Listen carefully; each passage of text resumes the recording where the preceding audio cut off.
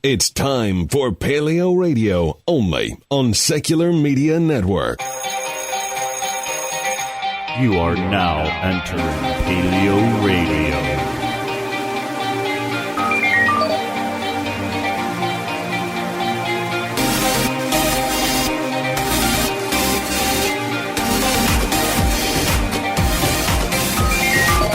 Welcome to PaleoRadio with your hosts Jeremiah-bannister and Joe Elder. Welcome to PaleoRadio here live in studio, 95.3 FM, 1680 AM, and as always taking calls at 616-656-1680.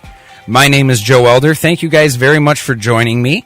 I am flying solo today for about half the show. Second half, I'm going to be opening it up a little bit for the station manager and savant of political analysis, Darren Gibson. He will be joining me, and we're pretty much going to be talking about the elections. But before that, I have to explain where the co-host of the show and also great political analyst, Jeremiah-bannister is.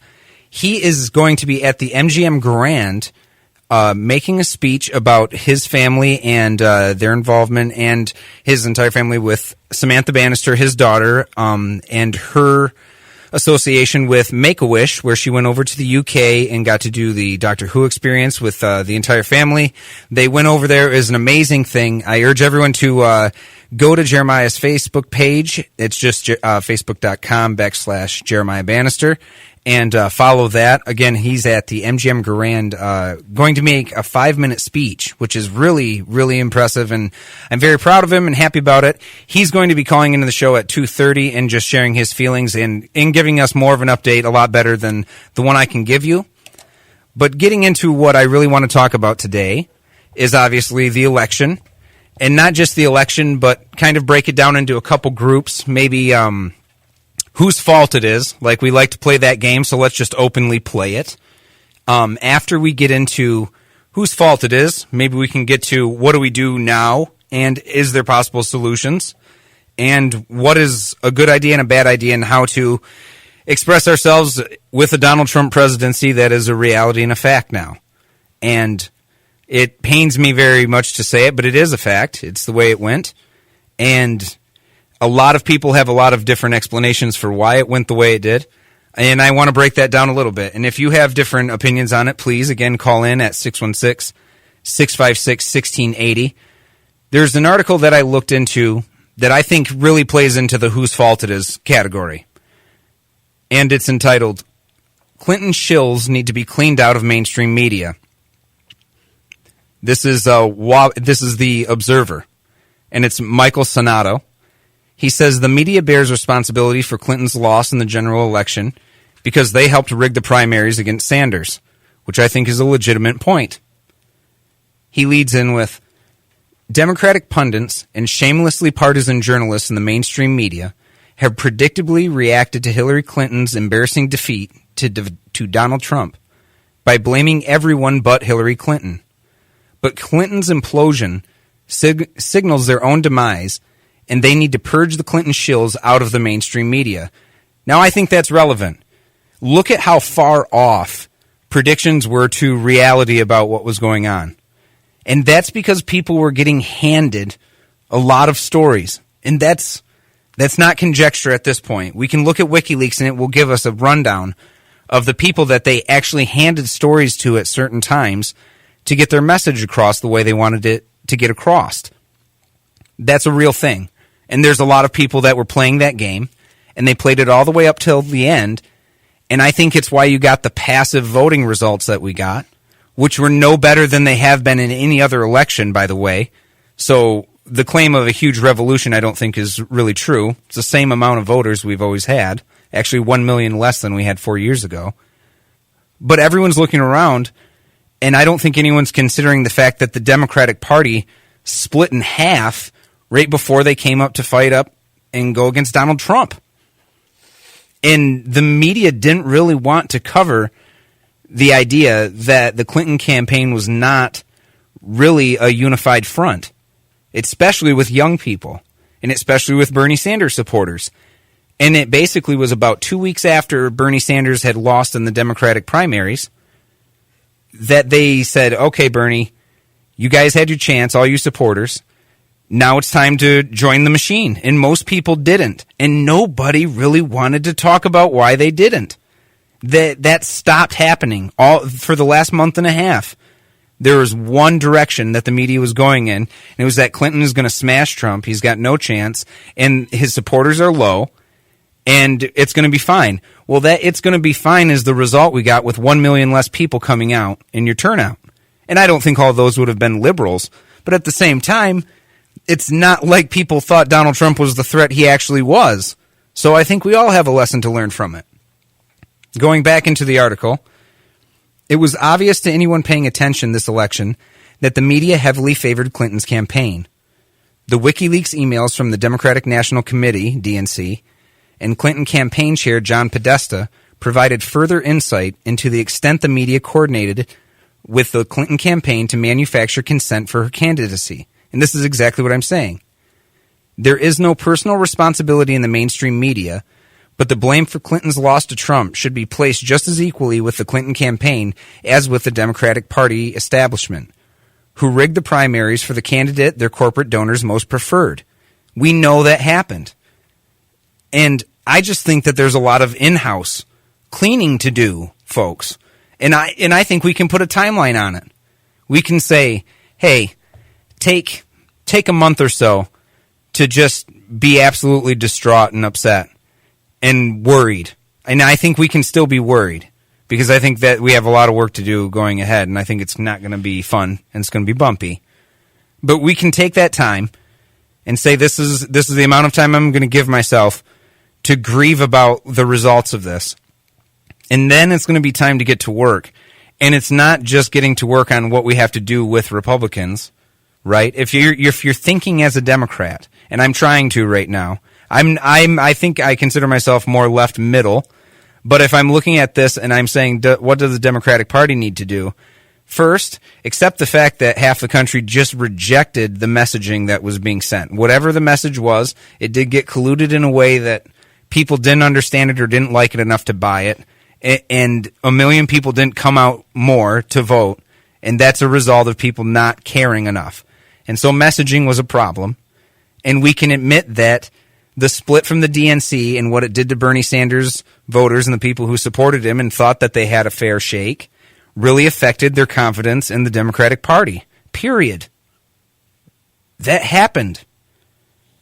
And if people who don't want to admit that it happened, I think are doing a disservice to what's going to happen in the next 4 years as well, because they're disenchanted. They don't realize the problems that are in-house, and that's not going to provide solutions. In 2014, in a segment with Chris Cuomo from CNN, with regard to Clinton and the speculation as to when she would announce her campaign, he said, quote, "We couldn't help any more than we have. She's got just a free ride from the media. We're the biggest ones promoting her campaign. The extent of that promotion was highly unethical, as revealed by WikiLeaks and several investigative journalist reports." So think about that. This is Chris Cuomo from CNN, and he says again, "We couldn't help any more than we have. She's got a free ride to the media. We're just the biggest ones promoting her campaign." So he's openly saying this is how it's going to go. And I think that when they saw the cracks and they saw the sutures that were coming out, they basically said, no, we're not going to address these, because if we appear like we're as disenchanted and broken up as we are, we're not going to win. Well, guess what? It happened anyway because of how disenfranchised people were and how broken up the system was. So that is a reality of things. CNN, they severed ties with DNC interim chair Donna Brazile because she forwarded CNN debate questions to the Clinton campaign, yet the network had not explained how she obtained them. That happened as well. So think about the collusion. She fed questions.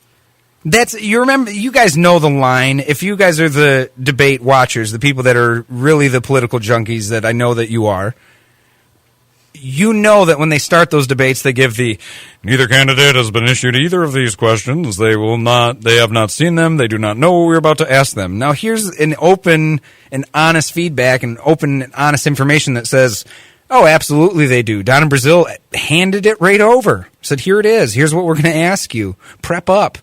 I mean, that is a problem with how the thing is running morally. And you can't claim moral superiority over people when the house is that shattered. You can't. It's throwing stones. Throwing stones in a glass house, to put it perfectly, honestly, is that there's a lot of problems from within, and that's why people don't adhere to it too. They see those problems. They acknowledge those problems.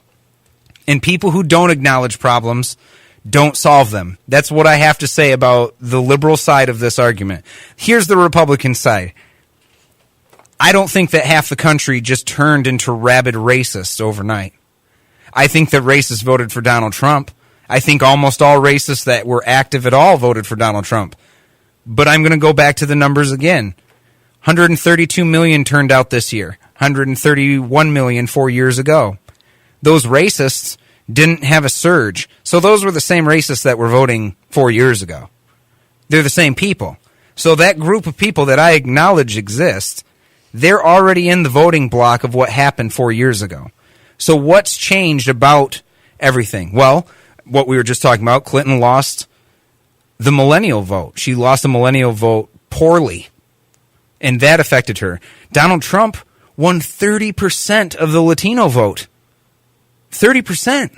It's a lot higher than people give him credit for. So, I mean, that's just something that we have to admit is a fact of the voting electorate that we saw. 30% of Latinos went in and cast their vote for Donald Trump. I'm not saying it discredits him for the things he says. I'm not saying it makes him a better person. And I don't think it makes him more qualified in any way.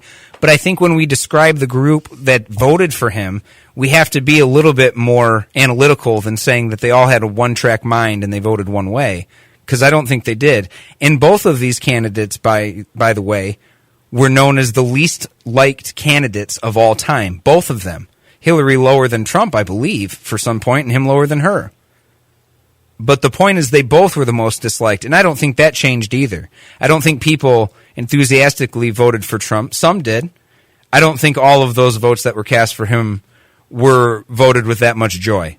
Just like I don't think all the votes that were cast for Clinton were cast with that much joy either. But we do have to accept the fact that he's the president now, and that's the way the system worked. And if you feel like getting active about that is your answer, I think go ahead, get active about it. I think it's a good thing to do. Protest, do what we want. But we have to know that the peaceful transition of power is what makes a democratic society a real thing as opposed to a fake entity. And we can't be the people, if I'm thinking as a Democrat, you can't be the people that said 2 weeks ago that if you riot or you want a revolution after the result, that it would be pathetic, and we can't march in the streets for 5 months afterwards doing the very same thing. Stick around, folks. Paleo Radio will be right back. Love Paleo Radio? Join the club. Support our work by visiting patreon.com/Paleo Radio today.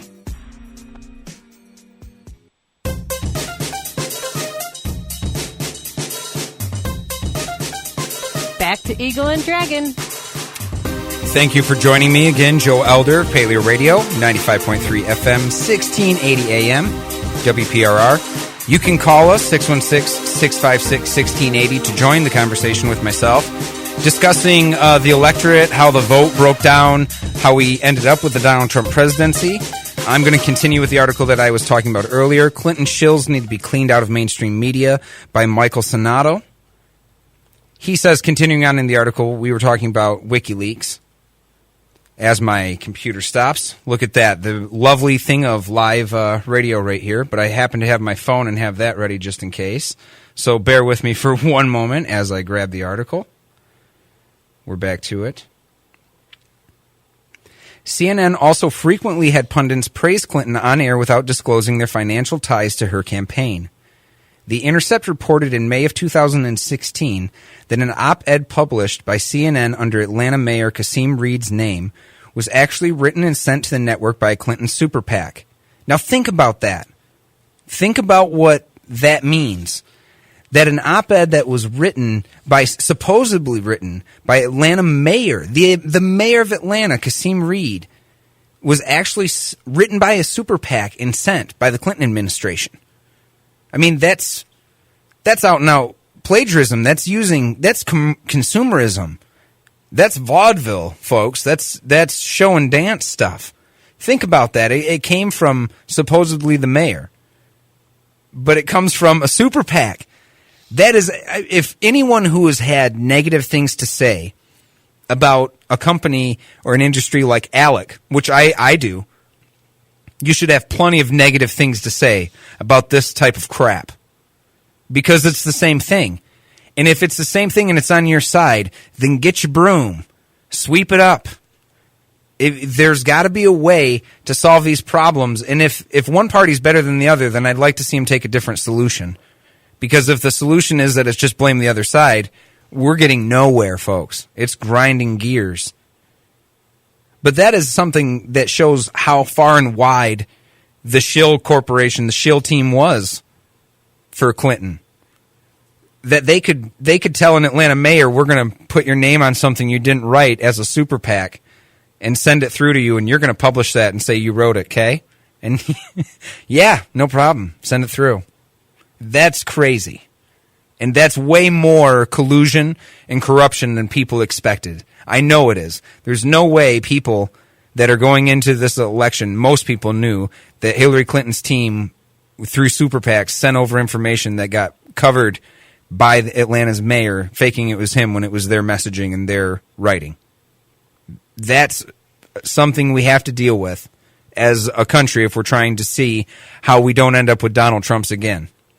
You have to be better than that. You have to be better than that. Back into the article. Like most mainstream media outlets, CNN's attention was overwhelmingly focused on Trump, who was cited in an April 2015 email released by WikiLeaks as a Pied Piper candidate that the Clinton campaign and the DNC needed to elevate themselves as legitimate. So they basically thought, again, vaudeville, show and dance, that if we can prop up and we can tell our surrogates through the media that we know we can work with to prop up Donald Trump and make him the guy that's supposedly carrying the day, we know we have enough dirt on him to crash and burn. So we can't say that he's entirely a Republican construction. He is with the rhetoric. He's spitfire. That came from the dirty swamp of Republican ideas. No doubt it did. But playing him up to the level that he got and the coverage he got, openly the Clinton campaign has something to do with that. Openly. And again, DNC collusion, how they work together, how all these pieces fit together is a reason why people saw her as a corporatist person that didn't have their ideals in mind and didn't think she was someone that they morally could support or vote for. And there's way more of those people than we're giving credit for. And there's way more of those people that don't have anything to do with racism that voted that way too. We need to accept that before we move on and look at how our group is. It's an easy box to put it in to say that everyone voted because they're absolutely racist and awful, or they don't care about other groups and that's why they did it. And I think there's people that did that. Don't get me wrong. There's a lot of people that did it just because they were scared. Just fear. But I think a lot of people also did it because they couldn't in good conscience vote for Hillary either. And that's why you got so many people that stayed home, which is a big point. The amount of people that stayed home was the exact same number as normal. So this term of a surge like we're talking about, I don't feel like something big and new is coming to town, guys. Looking around Trump's group, there is not something big and new coming here. The people that he surrounded himself with are the typical ridiculous clown car folks that have been around since day one. And we need to be worried about their policies, no doubt. We need to talk about them and be concerned. But we also know what we're expecting. We should know what's coming. And I don't think Donald Trump wields uncanny power at this moment in terms of being able to just pull things away and everything else. He'll get the support of Congress. What we should be scared of, I think, just jumping to this point, is the fact that Republicans control the House and the Senate, and that Democrats didn't even show up there either. So this is a huge systemic problem of the party that they need to really focus on. And I have an addendum today, obviously, that I'm focusing more on Dems than Republicans. But I know what the Republican voting base is. I know what that is. I know how that works. You guys do too. I can't, in good conscience, let most folks think that those people have had some sort of dark change of heart and have turned from what they are. There's a lot of religious folks that voted for Donald Trump. Contradictory as it always is, because that is just the nature of the evangelical vote in our country. We know we know how that works. You know what that group is over there. You know how to fight them. And Donald Trump's not bringing something terribly new. But what's new to me is the breakdown of the Democratic Party and how obvious it is that they're wildly corrupt in terms of the DNC. And there's work to do. There's a lot of time to do it now. Because you can let the clown car run around for a little while. Not long. Let them do their thing. But while they do, regroup and push back. You know?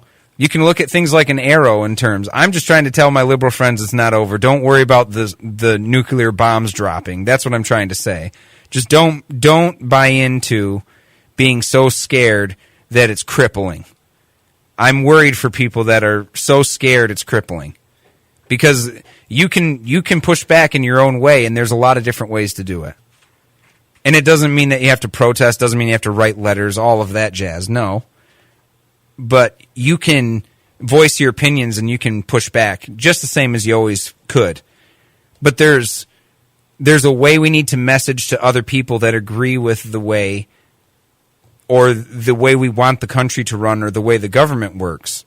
You need to message in a way that gets those people to buy in and not be so lulled to sleep. And Hillary Clinton was a snoozer. On top of corruption, she was a snoozer. Admit it.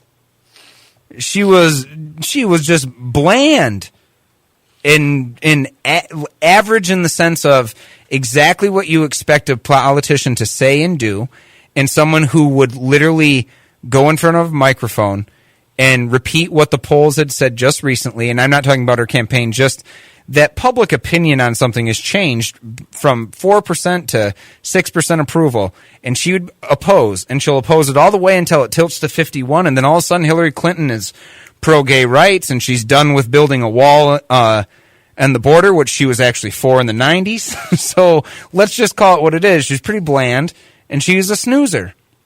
And we paid for it.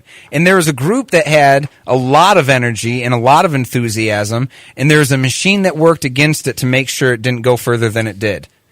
And that's where the bulk of the blame falls for me. It falls on the system that was there waiting for a group like that to come, knowing how to deal with that group, colluding against it, crushing it down, and then putting their hand out and saying, well, we'll help you back up if you help us. That's garbage. It's a garbage proposition. And a lot of people decided this year to think about it that way. And I just think it's something we have to consider, that you cannot say that someone who voted morally for who they voted for is an incorrect vote. The idea of jumping into the two-party system, like, is this bad for the quarterly report? Oh, baby, it is. Is this bad for the 4 years? Oh, yeah. No joke. I agree with that. I think it's going to be not fun. Can it bow and arrow in the sense where it pulls you back a little bit and that provides enough oomph to get people to slingshot forward? Certainly. Certainly it can, if people do that. But that's got to happen. And I guess I'm saying open challenge, that if people want politics to die away and not talk about it for the next 4 years, that's a shame. Because now if there's ever a time to get into talking about politics and how you feel about the way things are, it'd be right now. And you don't have to do it like PaleoRadio or the folks here at WPRR. You don't have to do it on the radio. You can if you aspire to. Listen. But you can still do it everywhere where you feel it's pertinent. And I think it is. And I think it's important to get into these conversations and not let them go by the wayside for everybody. And they will if we let communication breakdown the way it's breaking down, the way we know it is. When people say things like, if you disagree with me or you voted for X, I want you to unfriend me now, we're in danger. We're in danger because that we are tribing up. It's called tribalism, folks. We know what that is. Groupishness. That's people making it easier for them to understand the world by simplifying it more than it is. And we need way more people to be rational about it than simplify it. And it is easy to simplify it because it takes a lot of work into dividing it up, cutting it up, and considering what all of the possible answers could be. But I urge people that are listening to this station, I urge people that listen to Paleo Radio, don't go into the next 4 years assuming half the country is just a vicious bigots and racists. You know that there's a group of those folks that are there, but you also know that the people that you run into every day are people that can be reasoned with, if reasoned with properly. And if you don't take that opinion, I don't have much faith. I think I may be George Carlin in the sense of, hey, I just sit back and watch it burn.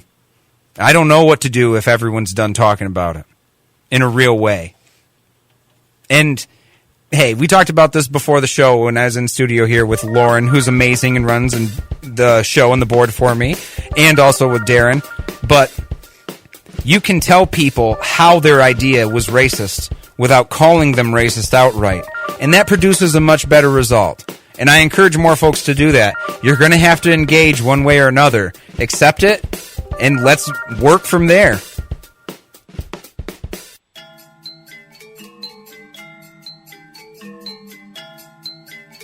Now back to Joe and Jeremiah.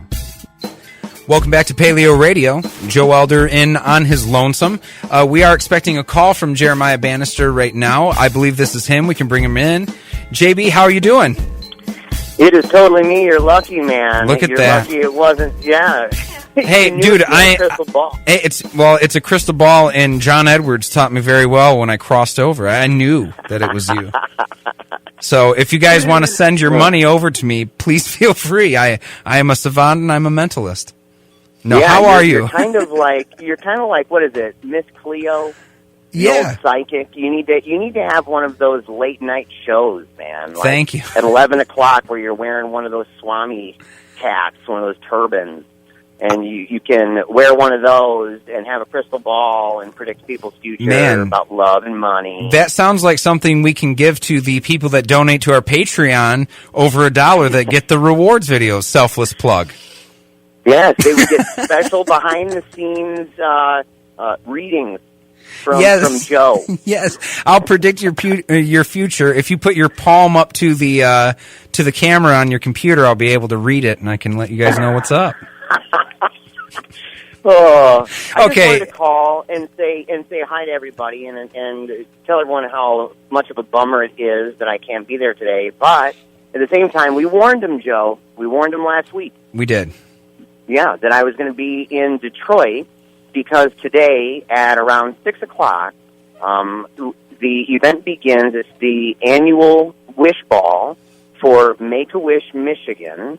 And it's their biggest event of the year. It's really beautiful and fancy. It's where they raise the largest amount of funds throughout the year. Invite-only, suit-and-tie, tuxedo-type stuff.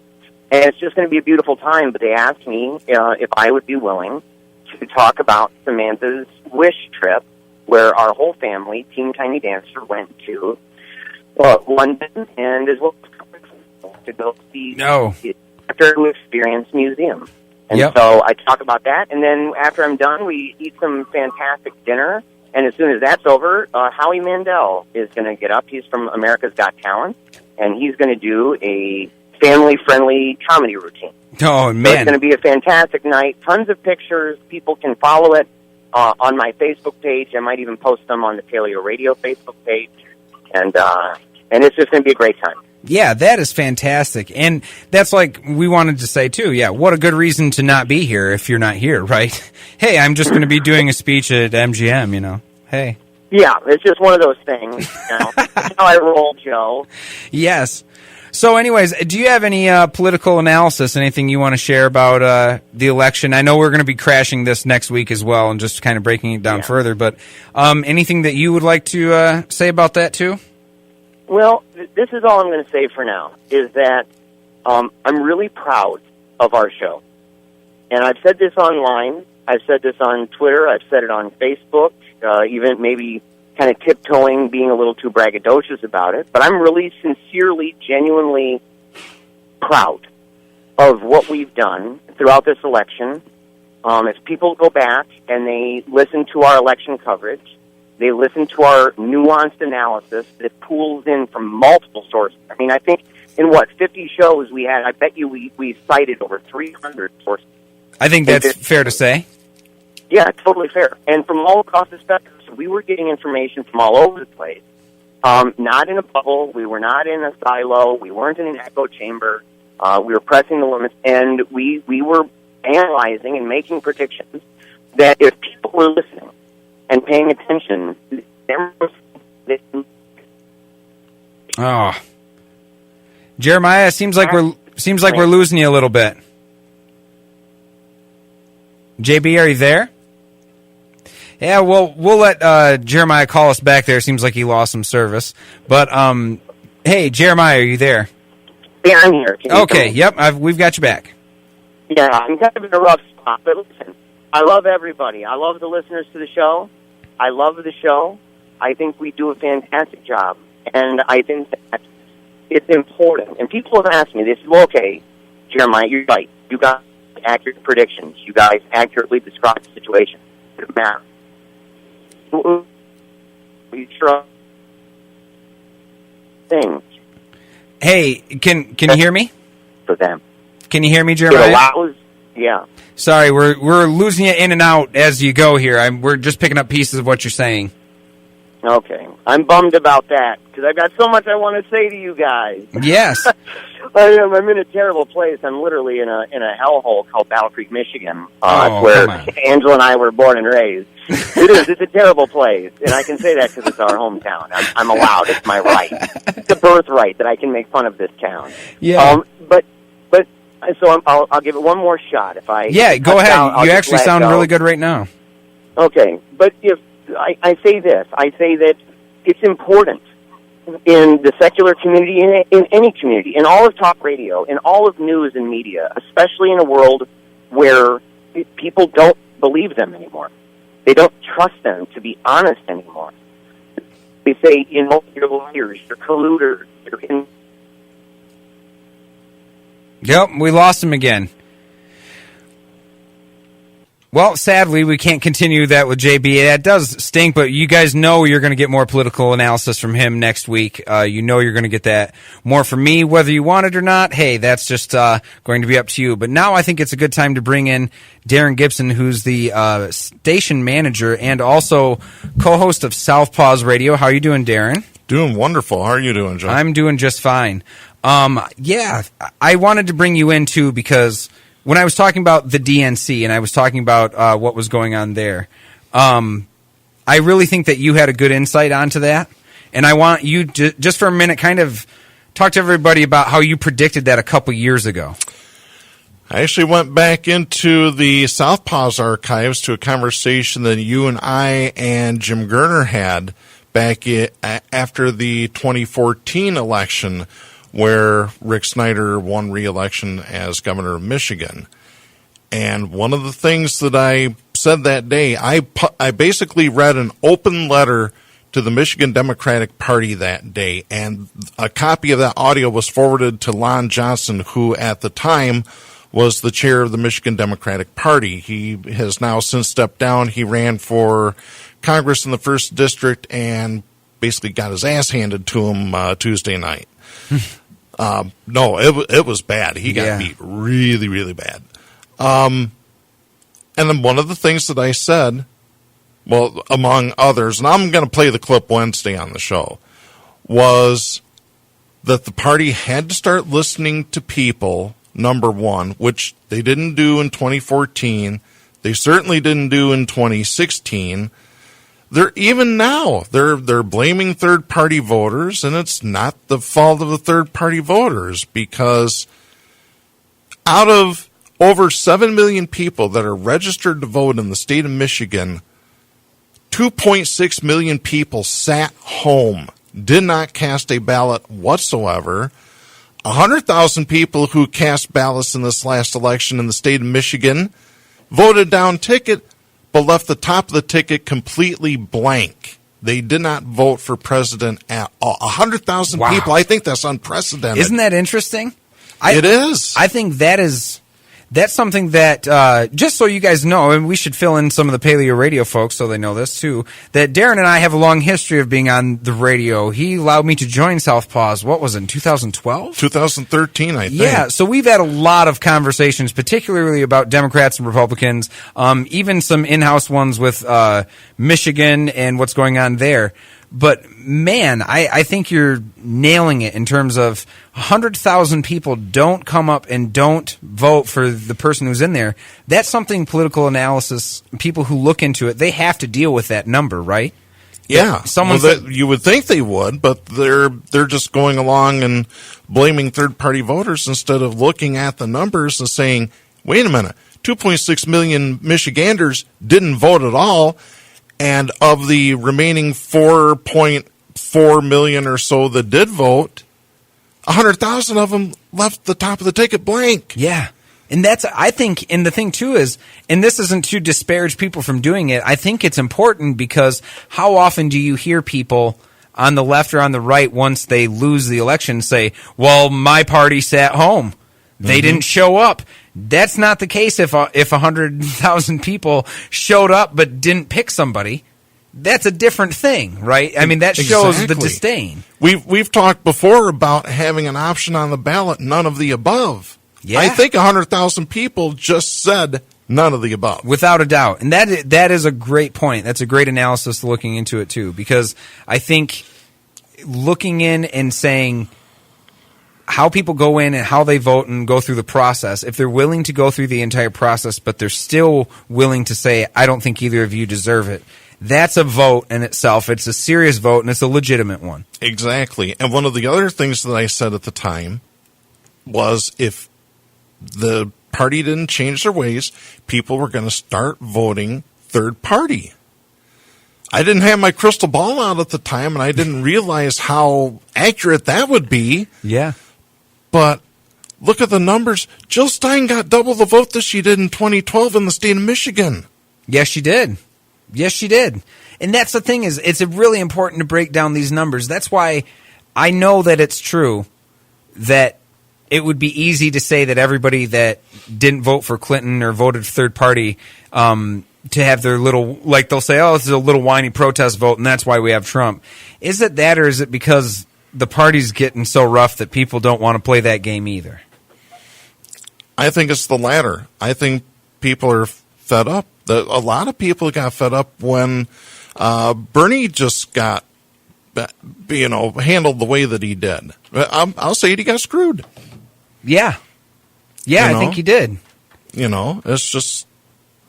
Yeah. People got fed up, and they just said, you know what? I don't want a part of this anymore. Well, for me, before I jump into the train of, hey, you've got to ride in with Clinton and do this and join with her group. If I'm voted, well, I will say this too. I wasn't a Bernie Sanders voter, but I understood the movement, and I think he got screwed. Mm-hmm.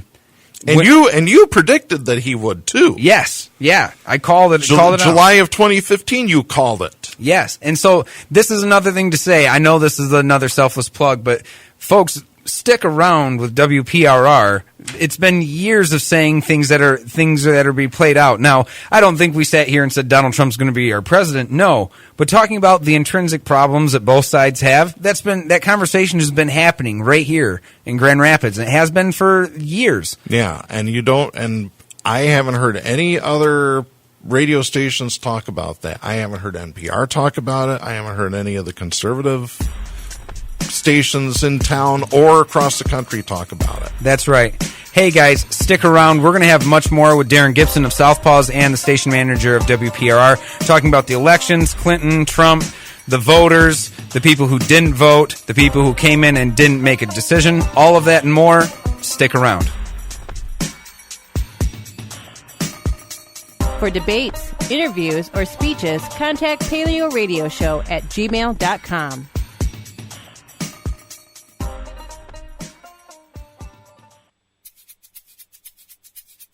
You love to hate 'em, you hate to love 'em. You just can't get enough of 'em, you sick freaks. Paleo Radio's on the air. Thank you guys for listening to Paleo Radio and WPRR. You can support Paleo Radio by going to our page on Patreon. It's patreon.com/Paleo Radio.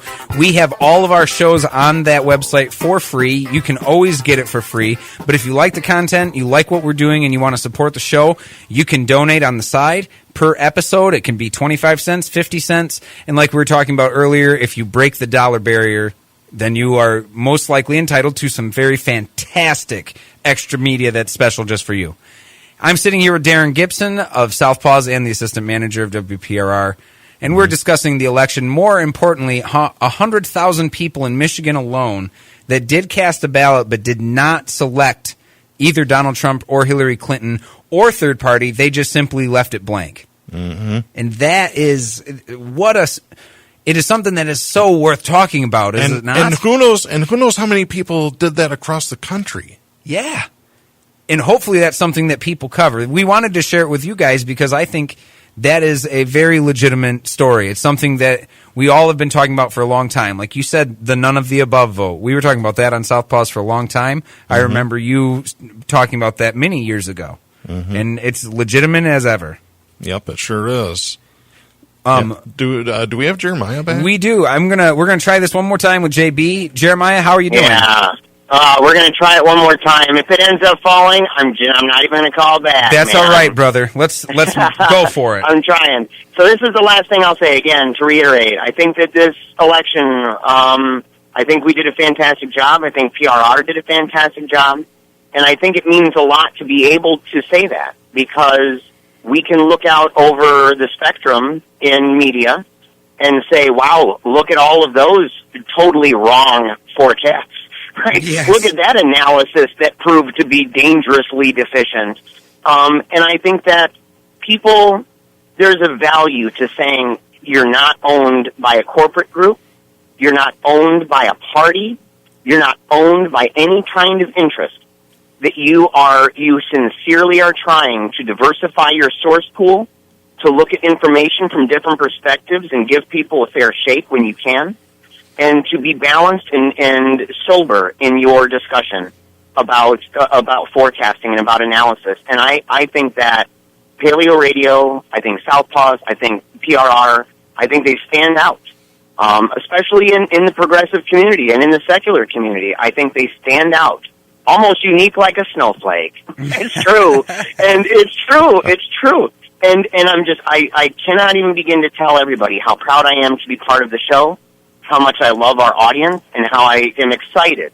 As scary as things can be, and as unsettling and uncertain as things are, I'm excited that we're going forward in this together, and that we're well equipped to deal with whatever's coming our way with the best lights that we possibly can bring to the table. And I think that is an assurance to our listeners. That's why people love us.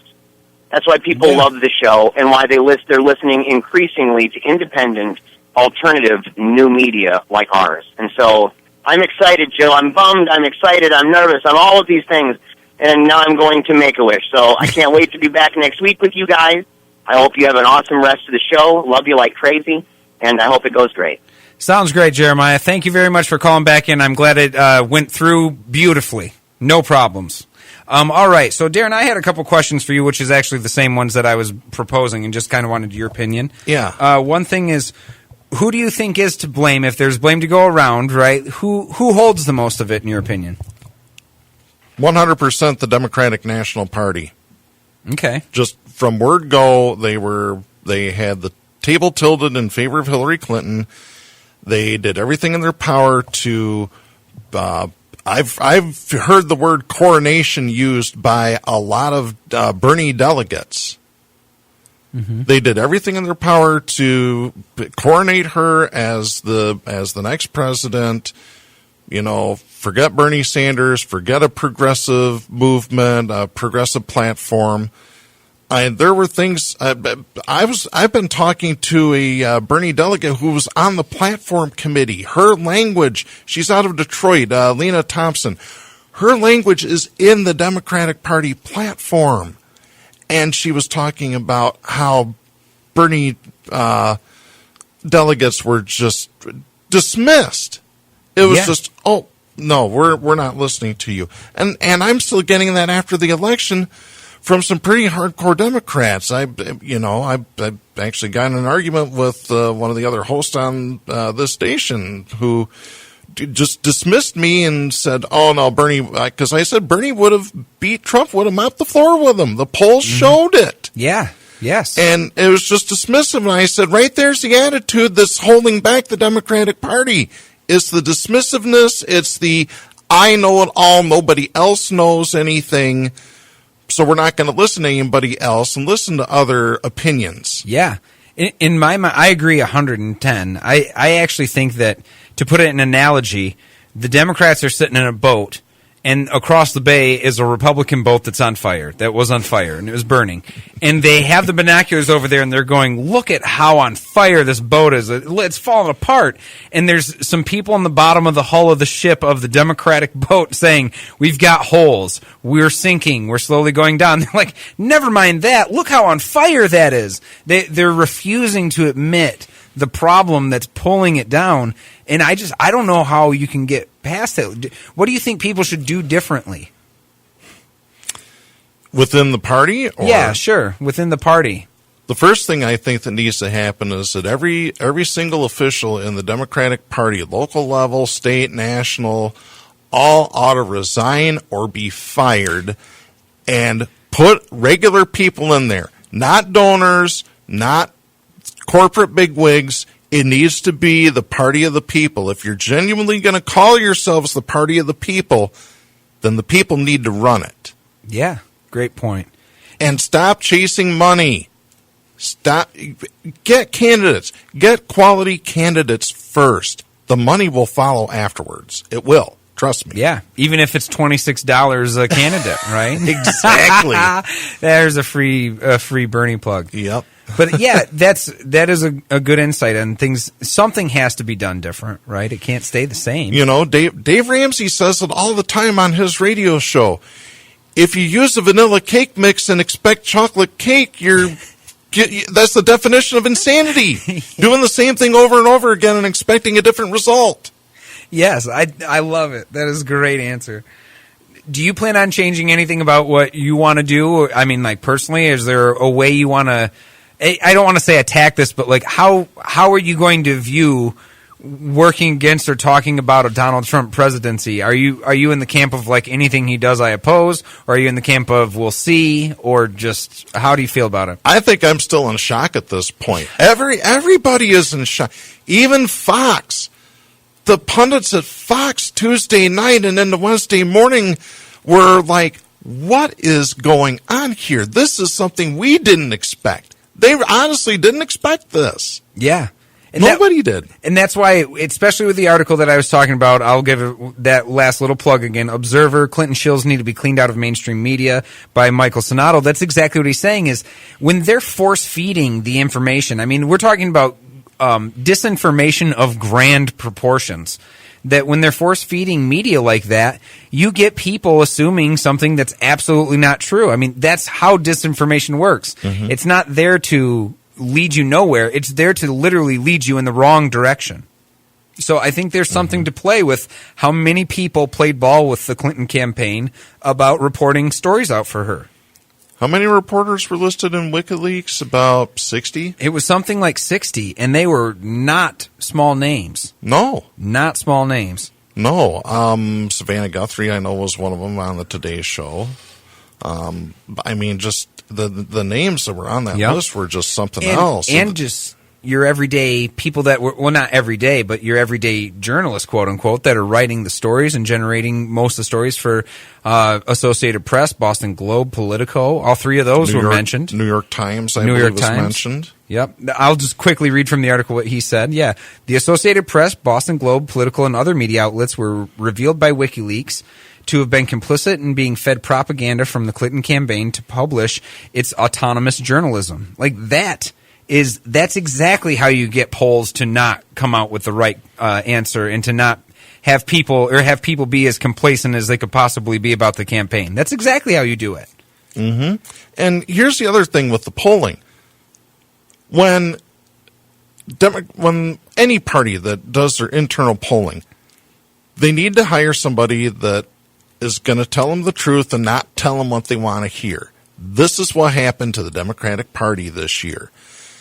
They got polling. I'm assuming that they were just like, hey, we're getting paid all this money. We don't want the gravy train to stop if we tell them something that they don't like. Yeah. So we're just going to feed the questions to who we want to, and we're just going to slant the polls too. One of the other things that have been mentioned with the polls is that I don't know if this theory has any traction to it, but a lot of supposedly there were a lot of people that were embarrassed to say that they voted for Donald Trump, and that also threw the polls off. Now, yes. I don't know how much truth there is to it. Well, I think there's a lot of truth to it, and this is biting off more than we can chew in 4 minutes. But we won't get into it too much. But yeah. I think that's the result of people being labeled and called names when they express their opinions. They hid it.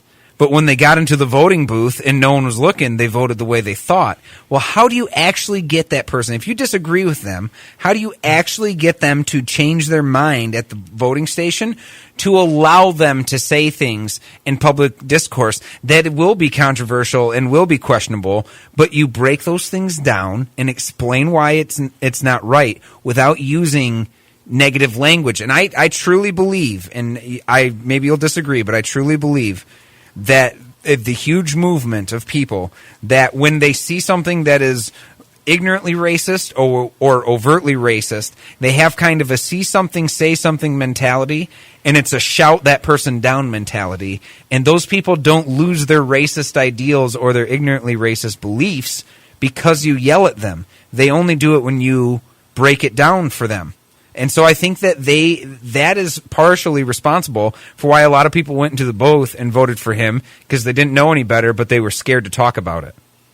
Yeah, I think you got a point there. I really think you do. One of the big things I want to mention, too, I know we're getting right down to the wire here. Do you know how many times I have been called sexist and ageist because I supported Bernie Sanders? Yeah. So I was called ageist and sexist by a former state lawmaker. So you felt it even. So it even lashed at you a little bit. Oh yeah.